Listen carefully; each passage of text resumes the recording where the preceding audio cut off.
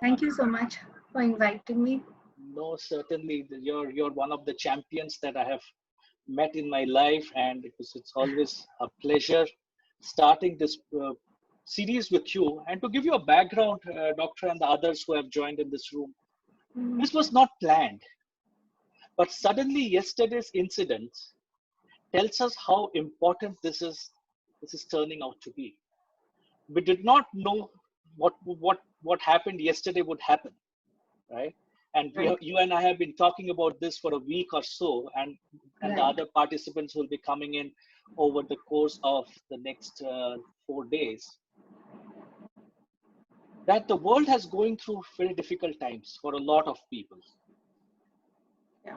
and unfortunately, they do not have someone or anyone who can hear them, who can give them a shoulder and tell them that the world will become better once again. You just have to wait and tide it over, right?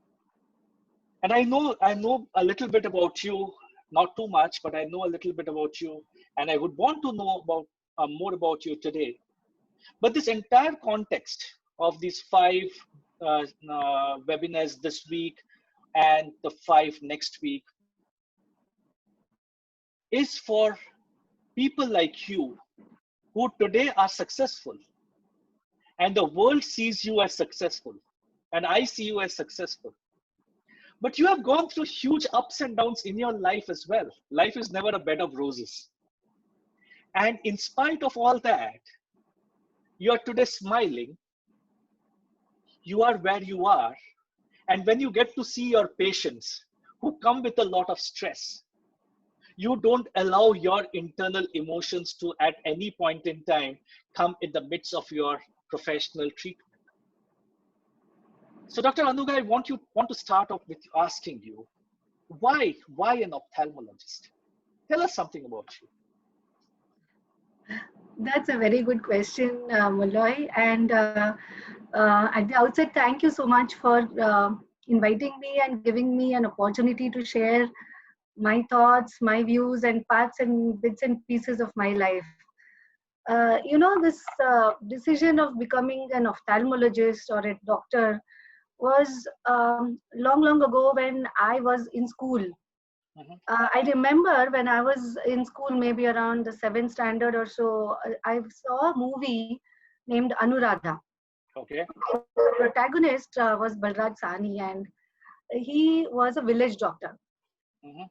And the entire story revolved around how he left the city and came to the village, and he served the people, and the way he dedicated his life for the people of the village, and he touched their lives in so many ways.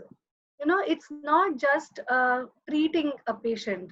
You develop a bond with that person, and it's the entire family, the entire society that bonds with you. It is that relationship which is so pure and it is so noble that it itself means the world to you. So when I saw that movie, I immediately connected with it, and I decided this is what I want to do in life. In fact, there are so many other things in the movie. I didn't look at it at all. All I saw was Balraj Sahni and what he was doing. Mhm. So that Mhm. was the first instance Mhm. that I already, sort of made up my mind right in school. Now, to the Right. extent that when we came to the ninth and 10th standard, we were, given a choice as to what is the third language to be taken. And we also had, I think, French Mhm. and Marathi. See, Mhm. I come from a Kannada background. I'm a South Indian, okay, and Okay. That's I was in that's Rajasthan, interesting. so it was a very, very strong Gujarati influence culture Mhm. around me. Mhm. So I used to understand Gujarati, even speak a bit, but I really didn't speak Marathi so fluently at that point of time. Right. But my thought process had already begun, and I had decided that if at all I want to be a doctor and I'm staying in Maharashtra, so definitely I need to be very proficient in Marathi. So to the extent that I actually got a tutor, private tutor at home, to see to it that I am proficient in Marathi. And you won't believe it, in 10th, I got more marks in Marathi than in English. And it was just that I had started focusing and planning my future probably at that time. Okay. The second instance was after my 12th standard. Now we had to take a decision. Okay. So I had good marks in physics also. And my name was somewhere on top of the list in the first few names, even in the UDCT. So my father was so thrilled. He was the director and head of department for Center of Soviet Studies in Bombay University. So he told me, yes, you have a bright future. You take up engineering, go to the US. At that point of time, there was only medicine and engineering. Correct. But I was so focused. I said, no, nothing doing. Then my mom, she took me. She had somebody known to her whose son was an orthopedic resident in Sion Hospital. So she said, okay, so we don't know anybody. Our family didn't have a medical background at all. So she took me all the way to Sion Hospital, and I was waiting outside, in the OPD. And then that boy called me in, and then we went and asked him. Then my mom asked him, she's interested in medicine. Do you think that's really, good? Whether it's a good choice? And then he told me, see, look, you have good marks in physics. Don't take up medicine. Don't take up medicine. Don't take up medicine. So then as we came out, then my mom looked at me and asked, okay, now, so what is your decision? And I said, no, I will take up only medicine. I said, no matter what. And when I looked at all, then we went through the college also there around. And when I looked at all the residents with their stethoscopes around their necks, I decided this is the only thing that I would want to do in my life. And at the end of it, I took up ophthalmology. In fact, even during my MBBS, we used to have rotations in general medicine, general surgery, ophthalmology, ENT. So when I went to the ophthalm department, I got so interested. I remember one resident talking to a patient, "Tumche dole khub chhan hai na?" And that lady, should have seen her face lit up. She was an operated patient. She was seeing okay, and she was having some kind of apprehensions. Asa hota hai, tasa hota hai. And then when she told her, "Your eyes are so beautiful," and she was so happy. And when she started seeing, I got so impressed, and I just connected with it. I said, yes, this is something which is touching my heart. So, and I think, you should do what you love and love what you do. So as simple as that. How easy or difficult it is, doctor? Because I get to hear from so many people who tell me that what I want, I know what I want, but circumstances don't allow me to do that. And I'm not getting into any gender biases out here, but I think it's more true for women who are not allowed to do what they really want in life. Okay, today a lot of women in Mumbai, etc., have that freedom, but as you go into smaller towns and cities, they don't have it. So how did you convince your family that this is what this is what Anaga stood for? This is what Anaga is, Dr. Anaga. How did you I'm sure it was not very easy, physics and medicine. Yeah, see, I think I've been lucky. God has been kind that I had a very, very supportive family. My parents have always, let me do what is right and what I thought was right. And medicine was not a bad choice after all. It was a very good choice, even though we didn't have a medical background at home. But fortunately, even in the 12th standard, I got engaged quite early in my second MBBS itself. So you found somebody from the medical school itself. So no, actually in 11th standard itself. Oh, you found in 11th standard. So it was sort of, yeah. So it's been a long association, and that way, I could chart out my future. That's why I said God has been kind. And I know it's not easy. It's not always that it's easy to say love what you do and do what you love. But having said that, I would also say that, in the instance, this is regarding this particular thing that I'm saying. There are so many other things in life where you don't always get to do what you like, or you need to do something which you really don't like. It's not necessary. It's not just your profession. It may be as small as a thing as doing something at home, or doing something in your profession which you don't like, but you need to do it. mm, So mm, what I feel is you have to be very rational. You have to think uh, what is good for you at that point of time. Life is always about taking choices. You always come at crossroads and you have to choose one way or the other. So at that point of time, you have to have the wisdom to choose what is right at that point of time mm, and accept. So you know that have you heard those lines about serenity? There's a prayer. Okay, mhm, God, please give me the strength to change what I can, to accept what I can't, and to have the wisdom to know the difference between the two. So it between is the two. simple. Mm, If you can change something, you do it. If you can't, then accept it. mm, Accept it with grace and with a smile. If you There's so many things in life you can keep cribbing. You know, mm, in Marathi, there is mm. a Are Samsara Samsara. Have you heard of that?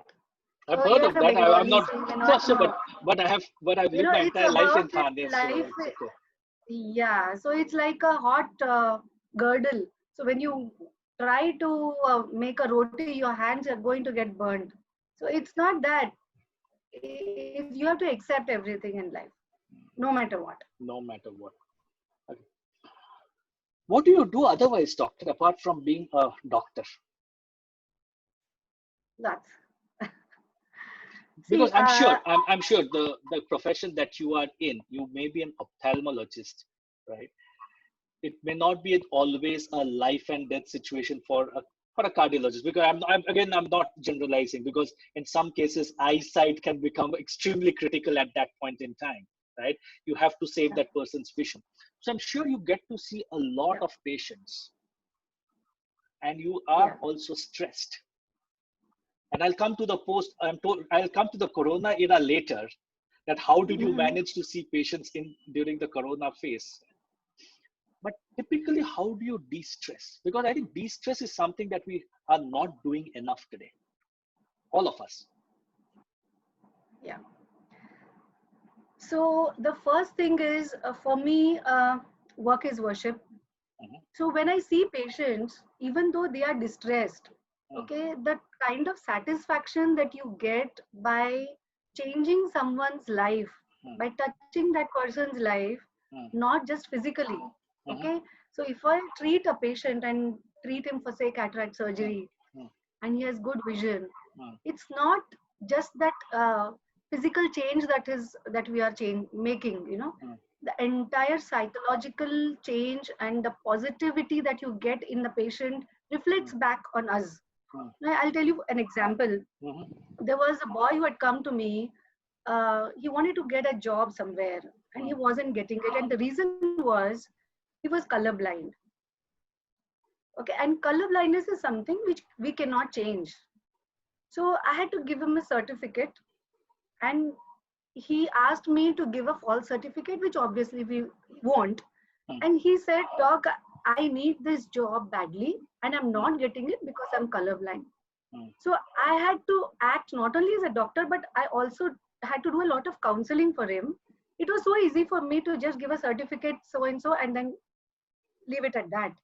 But when I counseled him, I sat with him and then explained to him how it is not right. And some point of time, you're going to have to face this. Why not change your direction? And there are so many other opportunities in life. Sky is the limit. So this is not the only, you're not coming at a halt only because of this. So on that day, that boy changed. He went back. He looked for another job, which was better than the one that he was striving for. And after a few days, when he got a job, he came back with a box of pedas. And then he said, Didi, see, this is what I got. So I felt so happy that yes, it was not just, see, this boy could have actually broken down. There are so many people who, for this is just a small thing, but you can actually break down with all those problems. There was another girl, very interesting. She was deaf mute by birth. mhm, mhm, She was around 24-year-old and she had a high number. She had thick glasses. And her mother had brought her, and no father. mhm, The mother brought her to me for LASIK surgery. So LASIK surgery, I don't know if you know, mm, it's basically a surgery where we remove the glasses. Hmm. So you're not dependent on glass. And this girl wanted to be off her glasses. She wanted to get some job somewhere and, follow her own path. And she didn't want to wear glasses. Now, LASIK surgery is something where we keep talking to the patient, we need their cooperation, and the surgery itself takes around 14-15 minutes, no doubt, but it's all the communication between the doctor and the patient, and it's such a critical surgery. Such a critical surgery, you need perfection. Life doesn't give you a second chance. It's not a retake. Okay? And that too It's for the that eyes. moment that matters. It's one moment. It won't come back again. Hmm. So it was a very big challenge for me. We have done thousands of LASIK surgeries, but this was a challenge where I can't talk to her. She won't listen to me, but I want her to cooperate with me. So, there was so much of homework, and actually, you know what? That day we had around 8-9 surgeries. At the end of the whole session, the one person who was the most cooperative on the surgical table was this patient. We connected through our minds. There was a different way. I mean, I won't go into the technicalities. And the moment I stepped out of the operation theater, her mom was sitting out and she literally fell at my feet. And there were tears in everyone's eyes, everyone in the operating room. The moment she stepped out of the operating room, and we knew that it went off very well. There could have been so many things, but we had put in a lot of effort, humongous. And we had explained to her that, this is one hurdle, one obstacle, which is going to be difficult. But when we were speaking to that girl, we realized that her motivation, her will was so strong. And that gave us the power. And see, all these patients, the love that they give us, that satisfaction that you get itself is a positive booster, number one. So you were asking me what makes me positive. How do I de-stress? So this itself is a big stress booster for me. Now, in the time that I have, I managed to get, I work from morning 8 to night 10:30 on a routine day. So my day begins at 6 when I go to the gym, and then I have a workout for at least around an hour. And believe me, that 1 hour will pull you through the entire day. I've had patients coming at 10 o'clock and then saying that you look so fresh. See, touch wood, it's not that. It's the endorphin release that you get that boosts your positivity. And that is the time when you also plan your day. A huge number of ideas come your way. In fact, when I'm in the gym, I also learn so many lessons on life. For example, when you're doing weight training, okay, I do serious weight training. And when my trainer says, okay, now this is the job for today. Suppose we need to do 15 reps. You need to lift a heavy weight of 15 reps. For the first 7 to 8, it's easy. Okay. It's easier when you begin, and up to 7 to 8, you can easily do it. But the 9th and the 10th, you start really have to, putting in a little more effort. Beyond 10, it becomes so difficult that you want to tell your trainer, please stop, I can't do it. And then he'll shout at you, he said, no, 11, no, 12. Okay, so it is that point. So beyond a particular point, it's no longer just your physical strength, it's your mind that you're putting, it's your willpower that you're putting in. So you reach up to 15. When you think that you can't go beyond 10, that means you are underestimating your own potential. And that gives you a positive boost. That is another thing I feel definitely I've always found it to give me a boost at the beginning of the day. This is point number 2. Point number 3, I write poetry. Okay. So doctor and a poet, huh? Okay. That's been a passion. In fact, it's a coincidence. My first poem in life was in 8th standard, and it was on a blind girl. At that point of time, I had no idea I would be a doctor. This is destiny. I had no idea. Yes, I had no idea that I would be a doctor. I had no idea I would be an ophthalmologist. But my first poem was on a blind girl. Unfortunately, I lost all my poems from childhood, but I've been writing since then. So that is one way where I can actually give life to my thoughts. So, I am very sensitive, and on two things can move me really, and one is words and one is sur, shabd Mm, or sur. mm, That can touch my heart. So, my guru once told me that even if you write a single line, okay, it's your creation, it's your baby. You may read 100 things, but if you write a single line, it's yours. And the satisfaction and that contentment that you get, suku that they say in Hindi, that you get is tremendous. Maybe in the course of today's this thing, I'd like to say no, some. we would want to hear some I, poet from you. Yeah, we want to end this yes, session with yes. a poet. No, no. Out of the, one line could be क्यों Yeah, ना yeah, हम please. इतिहास में. It's just two lines from one of Sure. my poems. I had written a poem on time. It was a conversation between me and time, Okay. and what I wanted to tell time. Uh-huh. So it was like ओस की बूंदें कहें. ओस means dewdrops. Uh-huh. ओस की बूंदें कहें, ए वक्त तू थम जा जरा. Uh-huh. एक यही है आरज़ू, कुछ और जी लें हम जरा. Wow. Nice. And then one line, क्यों न हम इतिहास में लिख दे हमारी दास्तां. क्यों न हम इतिहास में लिख दे हमारी दास्तां. हम जहां रखें कदम निकले वहीं से कारवां. क्या बात है, क्या बात है, क्या बात है, क्या बात है. Some more later. Yeah, no, we will have some more later, certainly, because, Yeah. okay, so there's quite a few people in this room, and I would request all of you that Dr. Anaga is here for next 37 minutes with us, and whatever questions you have, please keep it with yourself. We would get into a Q&A, and I want people to ask her a lot of stuff, because here is one lady, and believe me, I have had probably just one or two interactions with her. We are not great friends. We have not reached that stage as yet of great friends, but we connect somewhere. We deeply connect somewhere. And what has always moved me about her is her passion to achieve what she wants to achieve. And she was telling me that she was fighting for an election within the Ophthalmological Society, and she was pitted against men. And then she finally came out, 4 men. And I remember she said 4 men. I said, there are 40 men can't put you down, Anaga. What 4 men are you talking about? Just that lesson that you mentioned about that weightlifting, Yeah. and the potential reminds me of what Muhammad Ali once said. Somebody asked Muhammad Ali, how many sit-ups do you do? And he said 100.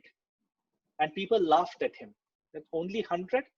He says, yes, I start counting after I feel pain. After I feel the pain, I start counting. And after I feel the pain, I do 100 more.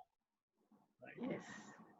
And there's this great gentleman called Brian Tracy. I'm sure you have heard about him. He's great in goal setting. He says, whenever you have a goal and you want to figure out how you want to achieve the goals, write down 20 ways of achieving that goals. The first 5 will be easy, like your weightlifting. The second 5 will be tougher. The 11 to 15 will be extremely tough. And the 16 to 20, you will probably take 2 to 3 days to figure out how I will achieve them.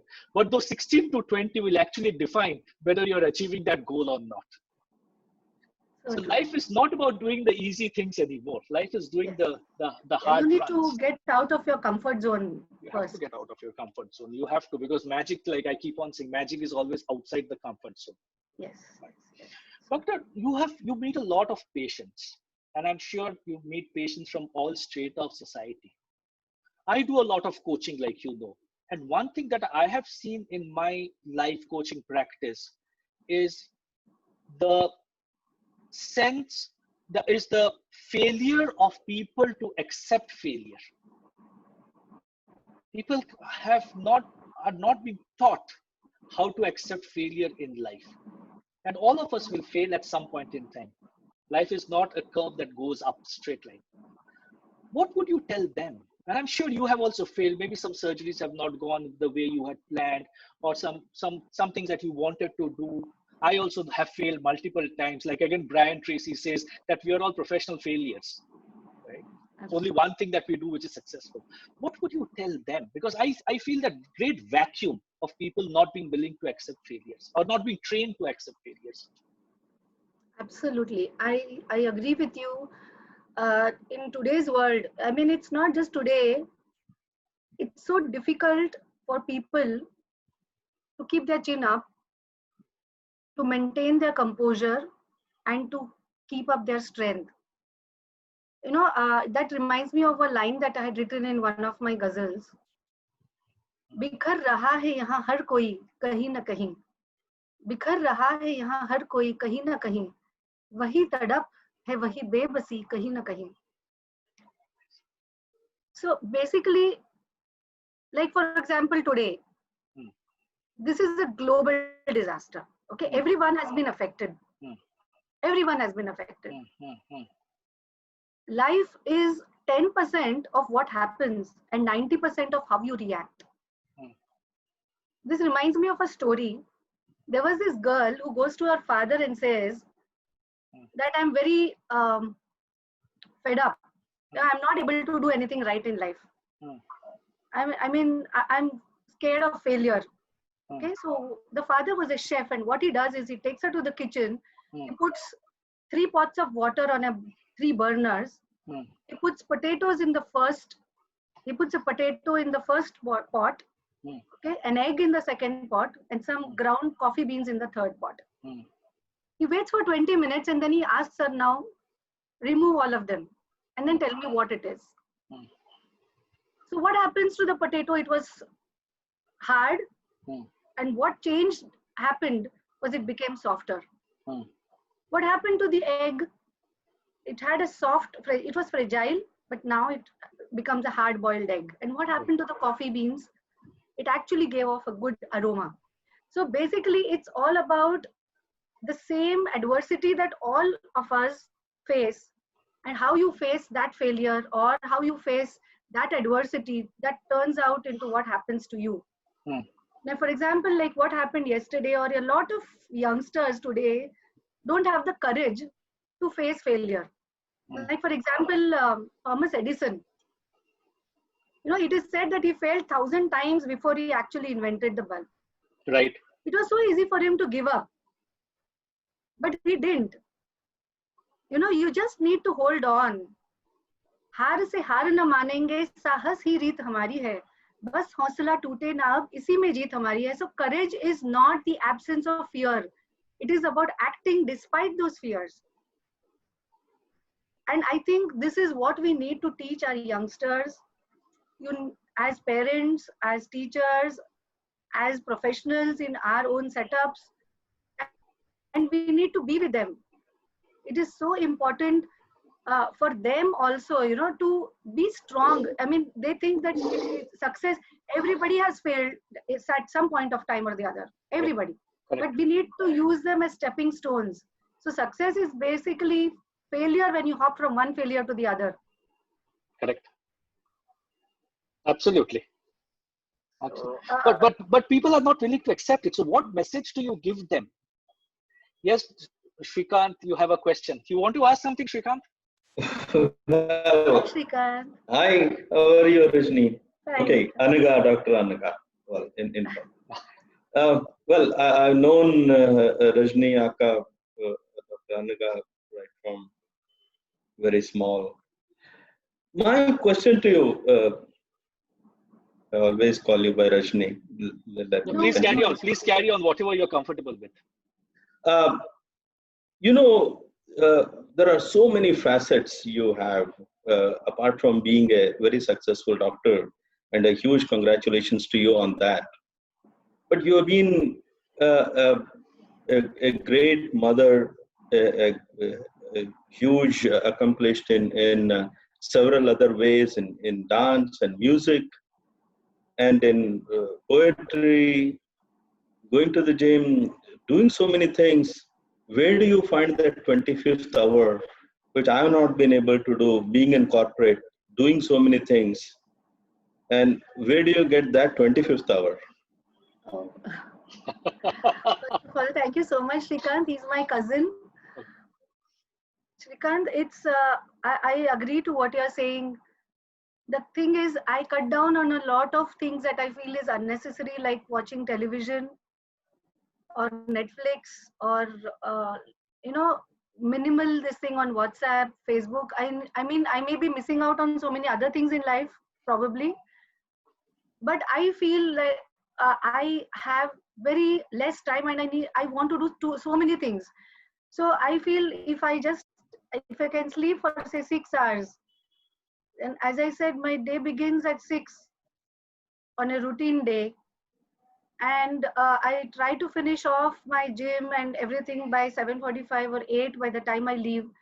And then when I reach home on a routine day by around say 10:30, I'm basically a workaholic. And whatever writing I can do, poetry and all that, I do it on the way when I'm traveling, because there is no real time to sit down and write. So when I'm traveling, I write. I remember I had written a letter to my son around 2, 3, 4 years ago when he joined medicine, and there was a incident where doctors were attacked in KEM, and that I started writing when I was in the gym and as I was traveling. So that is the only time I get, so I do that. Regarding dance, I do that once a week, and then maybe at night, 8, 9:30 or so. So somewhere I try to cut down on other things which I feel is unnecessary, and then maybe a little bit of multitasking. Being in a as a head of the organization, I also have to look at so many other things like People. administration. Plus, like he said, I fought the elections. That was something which was added on, which was not part of my routine. Plus, we do a lot of presentations on the academic front. I need to be a very strong academician, so I keep reading a lot. So somehow, I just try to fit in everything, and then each minute I feel should be conserved, because time is one thing which you will never get back. Which you will never Yeah, get back. I agree. I've been seeing you, but a related question. I mean, whenever I ask your dad, what is he doing and other thing, on a Sunday, you're traveling, you're giving lectures, you're doing so many things. So it's not just about managing time. It's not just that 25th hour. It's the tremendous energy. Somehow Now, I can't rest. In fact, I remember once I Googled what is rest. I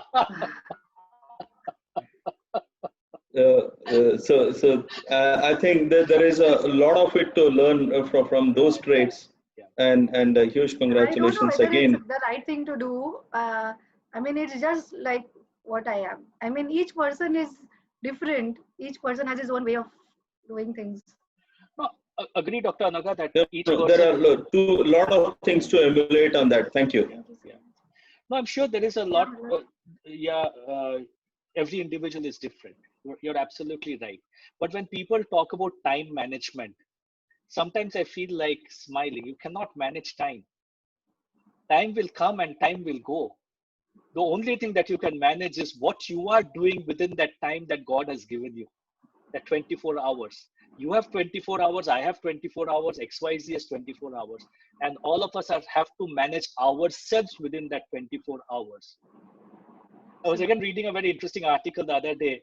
They said that all successful people in life, they don't have a television in their living room. Their television is in another room.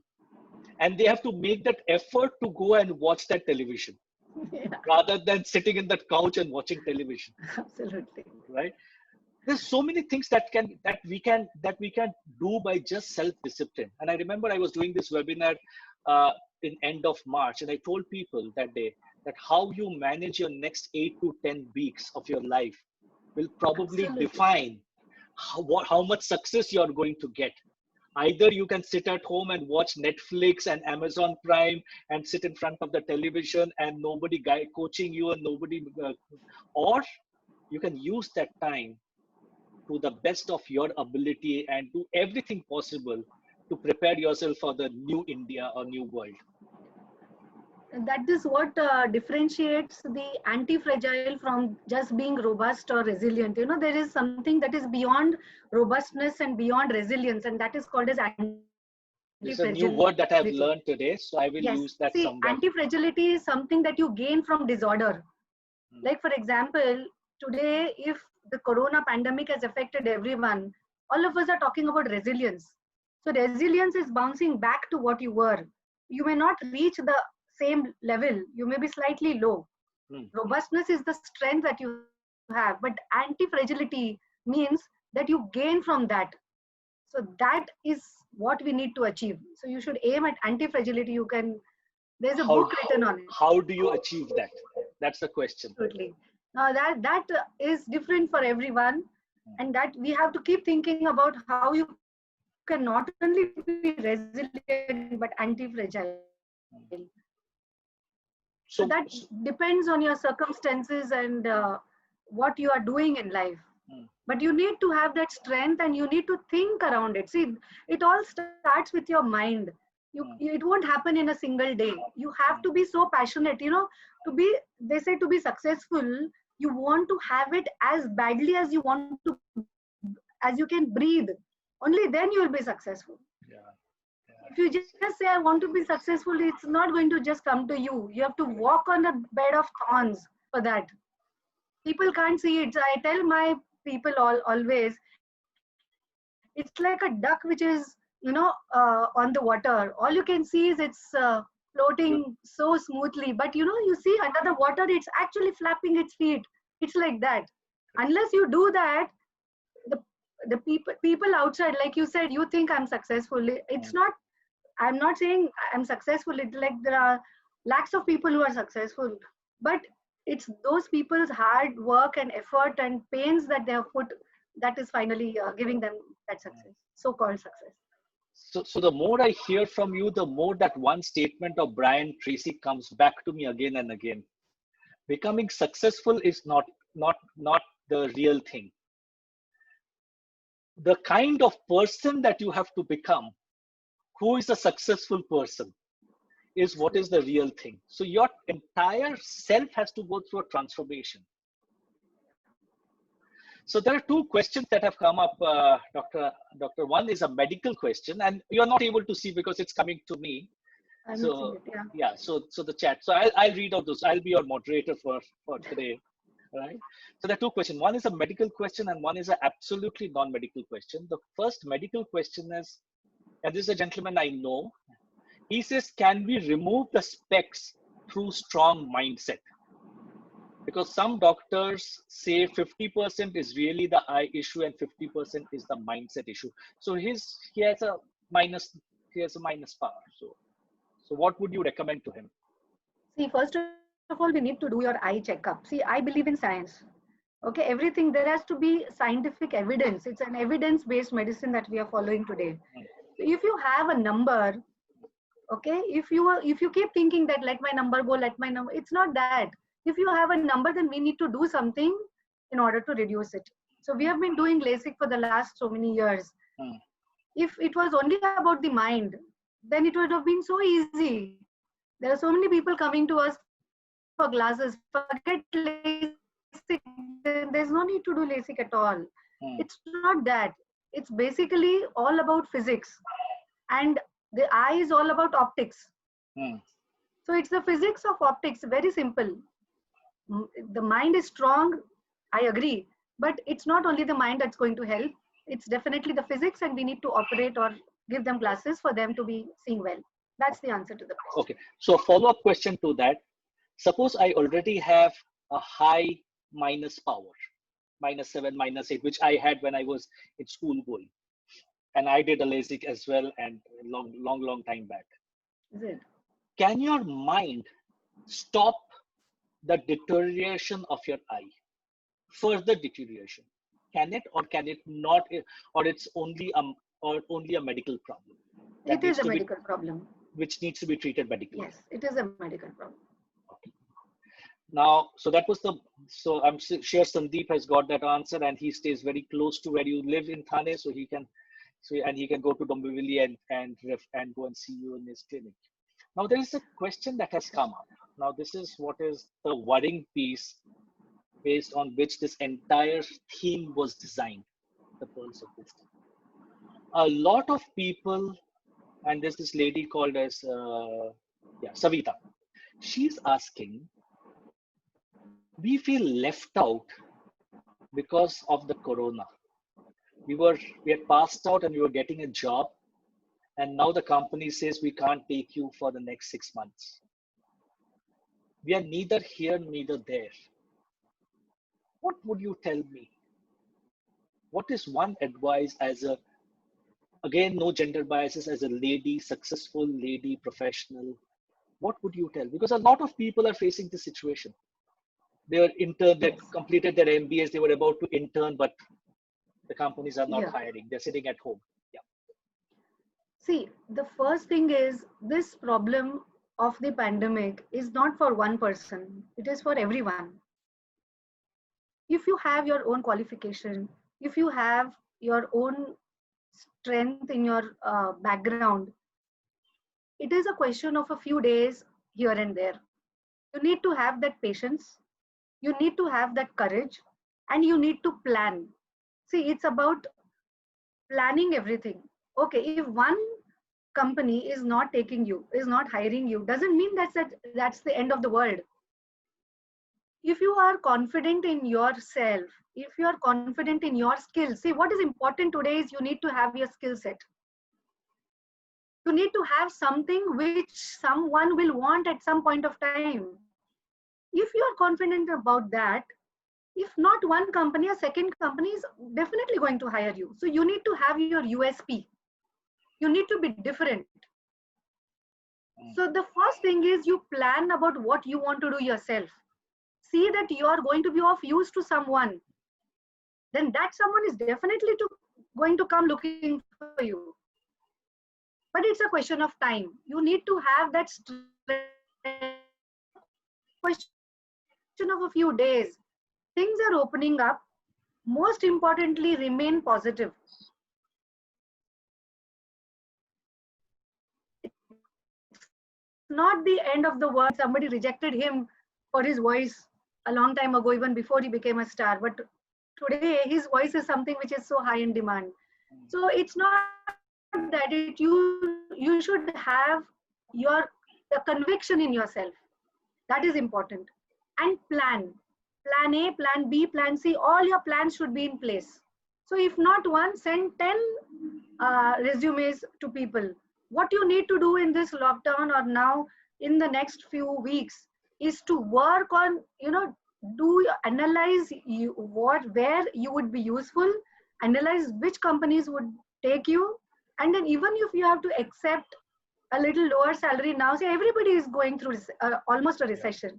So you can't expect too much right now. But yes, after a few weeks, after a few months, things are going to become brighter. You just need to have that patience. That's all. And that courage to tide over this. How do you handle rejection, doctor? What happened? What would have happened? Hypothetical. What would have happened if you had lost that election? Which was a kind of a rejection, right? Yes. How would you have handled it? See, it's an excellent question. I've asked myself that question many times. And we go back to the basic question is, why did I fight that election in the first place? Okay. The reason I fought that election was, number one, I wanted to see, I wanted to reach that position. And I knew that there is a fair chance that I might not. But you don't fight to lose. You fight to win. Correct. But keeping in mind that if at all you lose, it's not because you have done something less. So if I had not worked hard for it, there would be a greater chance that I would lose. But so that I would not feel bad about it, what I did was, I worked my heart out in all possible ways. So for me, it's not the manzil, it is that journey that is important. Safar zyada haseen hai manzil se bhi. So when I actually went through all those months of hardship, okay, I actually met so many people. I learned so much, not only ophthalmology, so many non-ophthalmic things. And I learned so many lessons in life that itself gave me so much that it's that pinnacle of success of just getting that, winning that election was, not a big thing after all. Winning it was the icing on the cake. Mhm. I'm not denying it. But even if I had lost it, I knew that I had already gained so much out of it. And so, and another thing was I had put my heart and soul into it. So I feel when you put a heart and soul into something, then the actual end result doesn't matter. But still, the question remains unanswered. What if you had lost the election? How Yes, would I you have would have handled? felt bad. How would have? No, obviously, all of us would feel bad, right? But how would you Yeah, we would have have looked? felt bad for a few days. Yeah, but how would you have handled the rejection? That's not the end of the world. That's not it. That's not the end of the world. So what? Life moves on. I have so many other things to do in life. That's just one small thing. That's just one small thing. So even if I had lost, yes, I would have felt bad because I had worked hard for it. I had not done it just out of time pass. Correct. I had put my heart and soul into it. Hmm. But even if I had lost, Mhm. I would have felt bad for a few days, but Mhm. I would have put it aside. I would have put it behind me and said, yes, let me put, I would have given myself a new challenge and given myself a new project. I think the biggest learning that we are all taking today, and I'm sure a lot of people would subsequently see this video on YouTube and on Facebook Live. I think the biggest message that Dr. Anaga is giving today is one rejection is not end of the world. There are multiple goals in life that need to be achieved and that can be achieved. So look for that next milestone and keep walking. And like she said in Hindi, the journey has to be beautiful in life. It's that only one journey that we will take in life, right? I do not know whether whether we believe in rebirth or no rebirth, whether I'll be born as a cockroach or a human being in my next life, I don't know. But as a human being, I have this one journey. And how do I make best use of this journey? I remember Doctor, a line from a poem on this mhm. that I'd written, दूर बड़ी मंजिल है तो क्या, दूर बड़ी मंजिल है तो क्या, नजर नहीं साहिल भी तो क्या, मन में जब विश्वास भरा हो, राहें कितनी मुश्किल तो क्या. Fantastic, fantastic, fantastic. I think that requires a big applause, and probably in some forum we will give you that standing ovation. There's a question from Mr. Ram Pradhan, and Yeah. he says, Doc Anagha says quite rightly that we should accept what we cannot change. But I want to ask her, how do we bring about change that may seem impossible to accept by society? And, and probably at some levels, a lot of people are trying to do some things which is not going to be acceptable by society, right?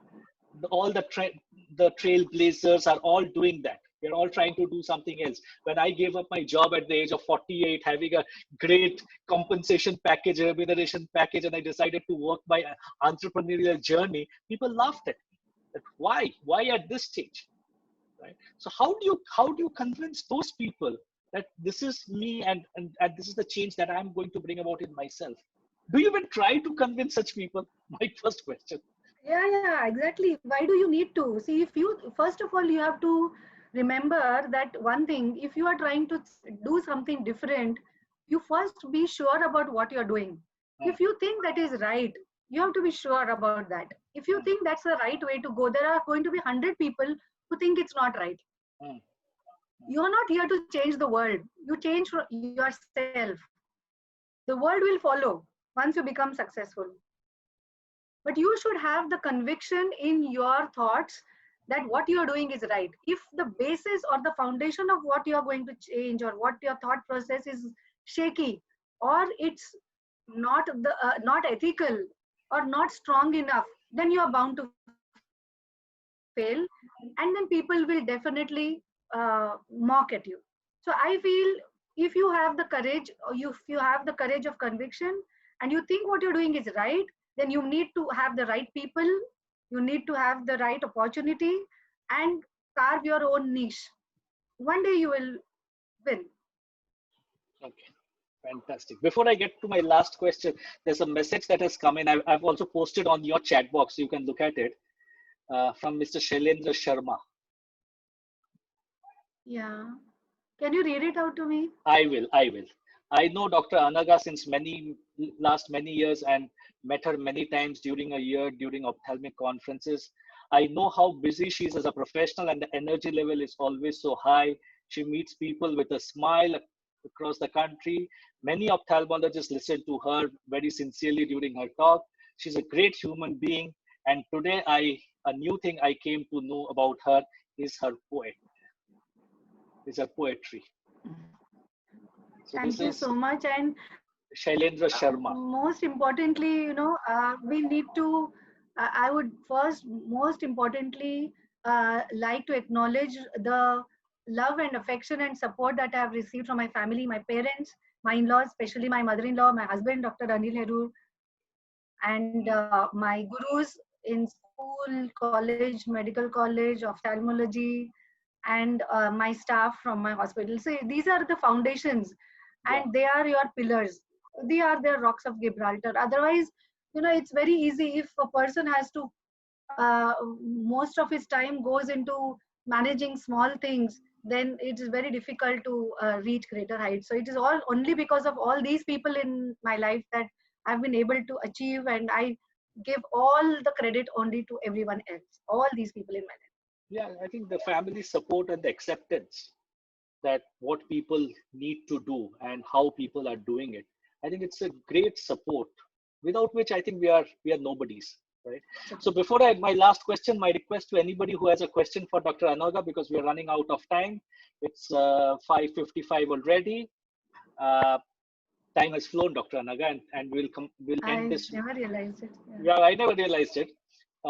We will end this with a poem of hers. But before that, one last question to Dr. Anaga. Do you believe in destiny? Yeah. Destiny, yes, but I think we can create our own destiny. It's so easy to put everything on destiny. Mhm. It's difficult to act, and it's difficult to act strongly. So I think you should believe more in our own actions rather than in destiny. Destiny, I think that would be say around 5%, but it's 95% of your own actions and your own thoughts that is going to take you wherever uh, success will take. It's because unless you act, unless you think in the right direction, destiny is only going to follow. So you can create your own destiny. There are going to be accidents in life, there are going to be tragedies in life, but you think of the positives, you think about what we can do rather than what we have lost. See, you need to count your blessings. There are so many good things happening also. People don't think of that. They only think of what they have lost or what they don't have in life. Think of so many things that you have in life. You are probably better off than so many other people in life. Yes, everybody, कभी किसी को मुकम्मल जहां नहीं मिलता, कभी जमी तो कभी आसमां नहीं मिलता. So it's not that you're going to achieve whatever you want. It's not that you're going to get everything in life. You have to accept. You have to compromise. You cannot keep wanting more and more. There is a limit, and you need to know that you need to respect those limits. You need to be gracious enough, but at the same time, you need to have that strength in yourself. You need to work extremely hard. I'm very harsh on myself always. I don't give myself uh, excuses. I'm quite harsh on myself, but I also treat myself once in a while. Mhm. But only after I have achieved or after I have Yeah. done something which I feel is worth or deserves that. So I think we need to look at ourselves within rather than outside. We tend to compare with others. No, XYZ has a Mercedes, XYZ has a big house, XYZ has so many patients, XYZ has so many uh, whatever. It's you need to compare with yourself. Be happy with what you have, but strive for, so you need to aim for the stars, but keep your feet firmly on the ground. That's what I feel. When somebody asks me about destiny, I just make one statement. Life is planned forwards and led backwards. If you have a goal in life and you're all walking towards that goal, at some point in time, what people say and what happens on the road becomes immaterial if that goal, the larger big goal, is always in your focus. And without that goal, I think we are nobody. We are just walking on that treadmill, walking and walking hundreds of kilometers, but reaching nowhere. So as we end today, ladies and gentlemen, if there are any questions, please, we have answered most of them or all of them. We would request Dr. Anaga, and Dr. Anaga, thank you so much. Thank you so much for finding this time, not only being Anaga Herur, but as a representative of the medical fraternity, which has done human service during the last 3 months, which people are today not, people are recognizing, but you've done so much service in this era where we are sitting at home, खाना आ जाता है, सब कुछ आ जाता है घर में, मेरा काम भी चल जाता है लैपटॉप पे. But the medical fraternity has given so much to society globally during this COVID era, which is unprecedented. So as a representative of the medical fraternity, thank you so much, doctor, and my best wishes to you, your family, and to whatever you want to achieve in life, because I'm sure whatever you want, you will get. So on that note, Thank you so much. with a final poem, I want to end this show. Finally, whatever you want to leave us behind with. Before I say my last few lines, I want to reiterate that yes, what you said is so right. Everyone in the medical field, whichever field they are in the medicine fraternity, has been almost like frontline warriors. And I have, like, both my sons are in medicine. One is doing internship, the other is in MBBS, and my husband is an oncosurgeon. So we are all at work. We are all facing patients, and I think the world will never know what doctors are facing today. Correct. Today, when I'm doing a surgery for say 4 hours, 5 hours, with all that PPE, with double mask, with the face shield, it's not easy at all. You can't even breathe. Literally, there are sometimes tears in my eyes, and I know I want to finish this. Maybe, we have heard of doctors fainting and collapsing in other hospitals. The world will never know what we are going through. Correct. And I just want the world to know, I want people to understand that it's not easy. It's nice to sit in an office, air conditioned office, and give orders to someone in somewhere else who is also working from home. So working from home is a luxury that we don't get. I'm not complaining, not that I'm complaining at all. I'm very happy doing what I'm doing. And I don't think I would like to be in any other situation than this. In fact, I had also done COVID duty where we had to go and attend fever OPD. My son is doing casualty duty at KEM. So all of us are facing this and we want to do it. It's not that we are shirking, but I just want people to understand and appreciate and at least respect doctors and the medical fraternity for that. That's all I ask. Correct. No, I totally appreciate whatever you're saying. So your last poem. Last 2 lines. Yeah. कर्म की हर जोत यूं रोशन सदा करती रहे. This is for all of us. कर्म की हर जोत यूं रोशन सदा करती रहे, प्रेरणा बनकर दिलों में लौ सदा जलती रहे, प्रेरणा बनकर दिलों में लौ सदा जलती रहे. So let us work in such a way that our actions show and light the path for others. Thank you so much. Thank you so much, doctor. So when I envisaged this about 10 days back and I reached out to a few of my friends who are in the fraternity, I didn't believe for a minute that today's session would be so inspiring, doctor.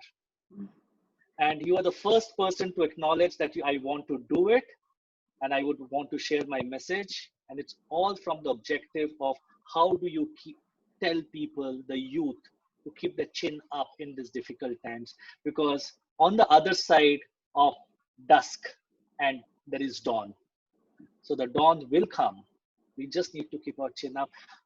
I have no words to express my gratitude for you, Dr. Anaga, because Thank I you so didn't much. believe that this session would be so inspiring. And I can only, on behalf of all the people I know, only salute you. Doc, thank you so much for Thank your you so time. much. Thank you for everybody who Thank you joined so much us. for the opportunity. Thank you Thank you. so much for everybody who came in today. Yeah, thank you Let's everyone. let's follow some of the words that Dr. Anaga has said. Let's make our life slightly better, not only for ourselves, but for people around us. Thank you so much, everybody. Thank you so Good much. evening, and Thank you. God bless all of us. Thank you so much. Thank you. Thank you.